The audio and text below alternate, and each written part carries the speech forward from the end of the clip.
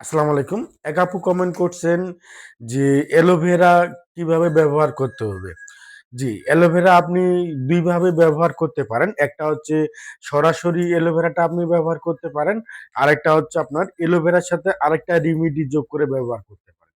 তো ২ ভাবে ব্যবহার করতে পারেন। তো আমি ১ম টা বলি যে সরাসরি আপনি অ্যালোভেরা যদি ব্যবহার করতে চান আপনার ভ্যাটিলিগো বা সেতি সমস্যার জন্য তাহলে আপনার ১ম এ কি করতে হবে?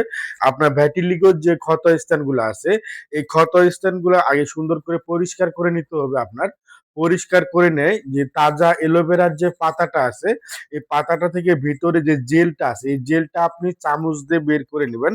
সুন্দর করে চামচ দিয়ে বের করে নিয়ে আপনার ক্ষত স্থানে লাগিয়ে দিয়ে রাখবেন। এভাবে আপনি ওই ২০ থেকে ২৫ মিনিট বা ৩০ মিনিট পর্যন্ত লাগিয়ে দিয়ে রাখতে পারবেন। ৩০ মিনিট পর আপনি ধুয়ে ফেলবেন। এভাবে আপনি কন্টিনিউ একটানা প্রতিদিন ১ থেকে ২ বারও ব্যবহার করতে পারেন এবং ২ থেকে ৩ মাস ব্যবহার করলে আপনার একটু পরিবর্তন আসবে। সামান্য পরিবর্তন আসবে এবং ভালো হবে। আপনার স্কিনটা ঠিক থাকবে।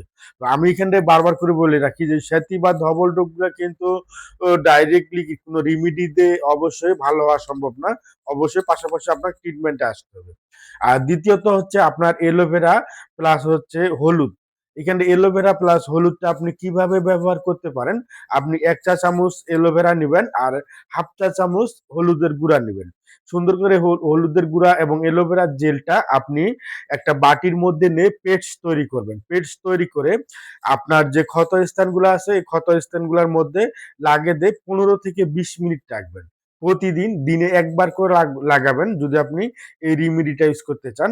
মানে হলুদ আর অ্যালোভেরা। আর শুধু অ্যালোভেরা লাগালে আপনি ২ বার ব্যবহার করতে পারবেন। আর কিন্তু হলুদ আর অ্যালোভেরা ২ টা একসাথে মিশ্রণ করে ব্যবহার করলে আপনি শুধু এটা দিনে ১ বার ব্যবহার করবেন এবং ২ থেকে ৩ মাস টানা কন্টিনিউ ব্যবহার করবেন। অবশ্যই পাশাপাশি আপনি ট্রিটমেন্টে আসবেন বা চিকিৎসার মধ্যে আসবেন। শুধু রেমেডি ব্যবহার করে সেতি বা ধবল রোগগুলা থেকে একেবারে মুক্তি পাওয়া কোনোভাবেই সম্ভব না। আশা করি বুঝতে পারছেন আজকে এখান থেকে। আবার দেখা হবে অন্য কোনো ভিডিও নিয়ে। আসসালামু আলাইকুম।